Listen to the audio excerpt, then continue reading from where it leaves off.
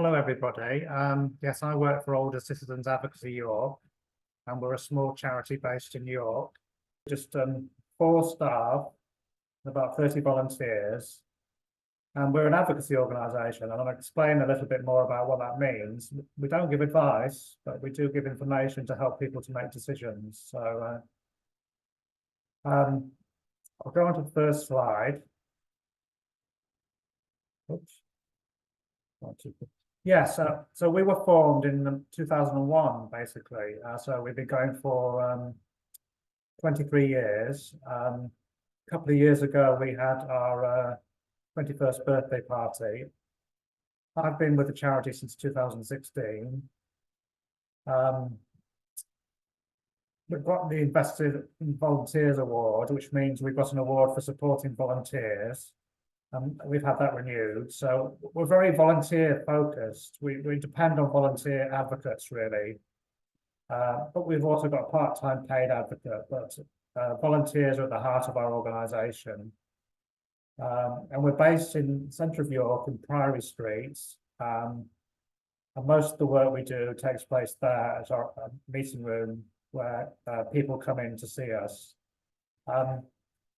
We support people over 50, so we don't just support people over retirement age.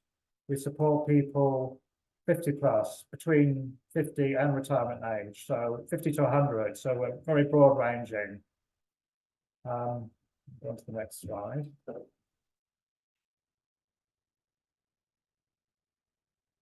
You can see here a few things that advocacy is. So advocacy is about empowering people, about giving them the power to make decisions, enabling them to speak up for themselves, giving people a voice, enabling people to take control, basically. It's about giving people a voice and giving them the power to take control of their lives. It's can be a bit of a vague term, but it's definitely not about giving advice anyway. I'll come to the next slide. Advocacy is not about advising people. It's not befriending. It's not counselling. It's not telling people what to do. It's working with someone and trying to give them a voice, basically. And there are quite a lot of advocacy organisations across the country. We're a little bit different because we support older people and we support people over 50. And there aren't too many charities that just work with people over 50 in terms of advocacy. What's the next slide? Basically, people phone us up for help. They're referred to us by other organisations such as Age UK or the council or the NHS.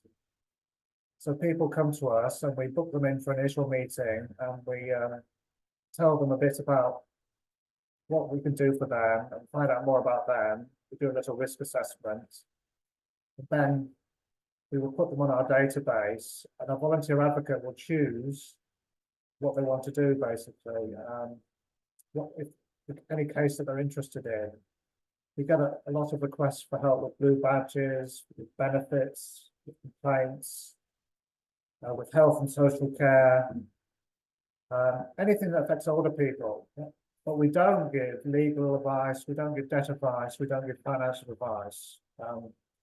We do a lot of form filling, letter writing. We go to meetings with people. We speak on people's behalf. We speak on people's behalf on the phone. But people tell us what they want us to do. We don't tell them what to do. And if you come to us, you'll probably work with a volunteer.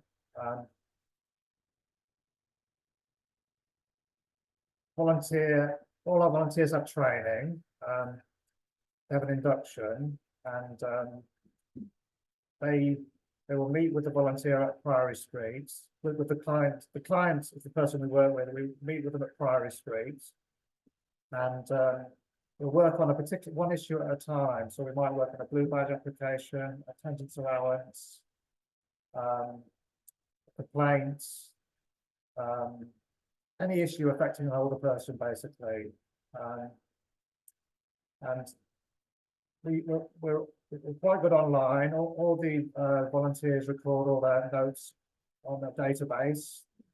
And once we finish the case, we ask everyone for feedback. So we've had a database since 2016. And a bit like social services, we with people's permission, we keep their details, and it's very useful. So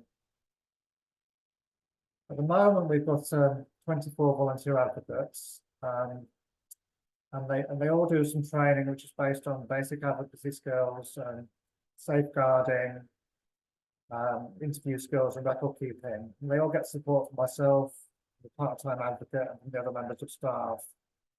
And they have peer support, and they have coffee meetings and chances to meet other advocates. Yesterday we had a peer support meeting, and a few volunteers came and talked about their cases and supported each other basically.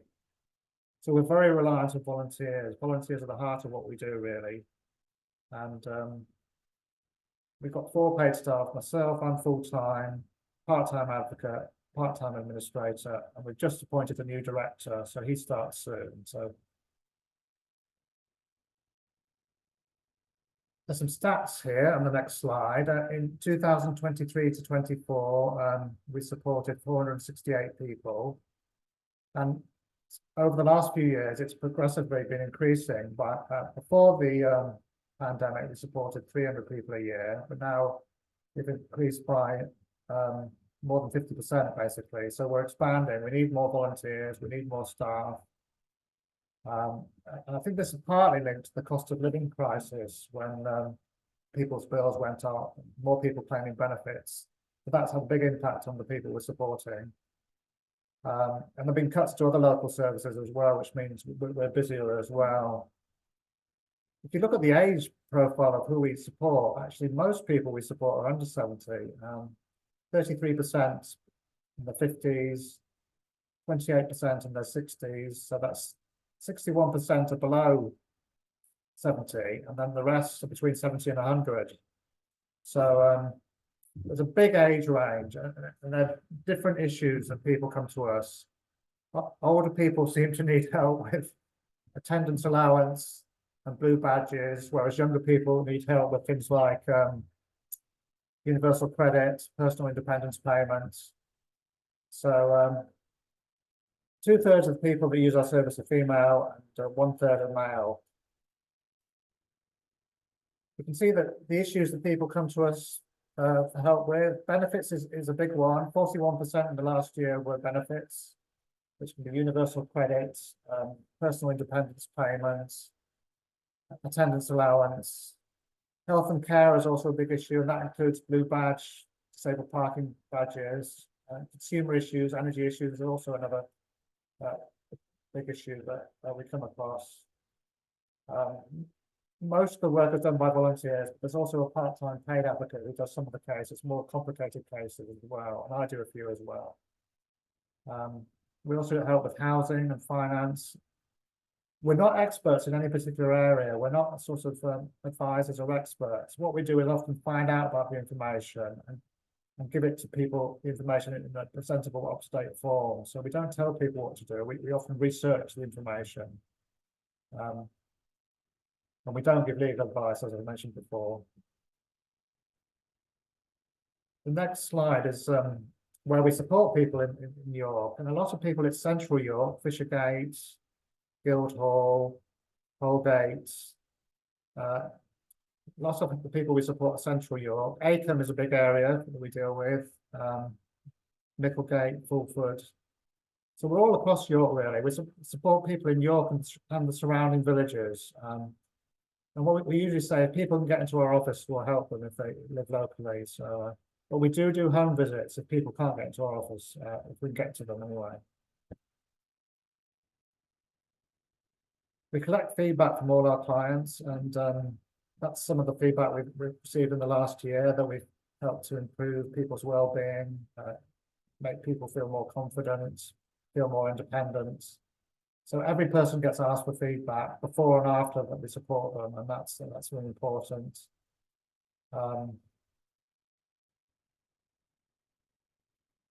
We do case studies of the people we support. You see quite small, the writing there, but those are the typical cases of people with support. Attendance allowance, which is a benefit for older people who have care needs and struggle to look after themselves. Attendance allowance is probably our main benefit at the moment, which we've had about 13 successful applications this year and none turned down. Blue badge is a huge thing we support with. We supported about 70 people in the last year to apply for blue badges. A huge number of people we support are not very confident online, so we support people to access online information.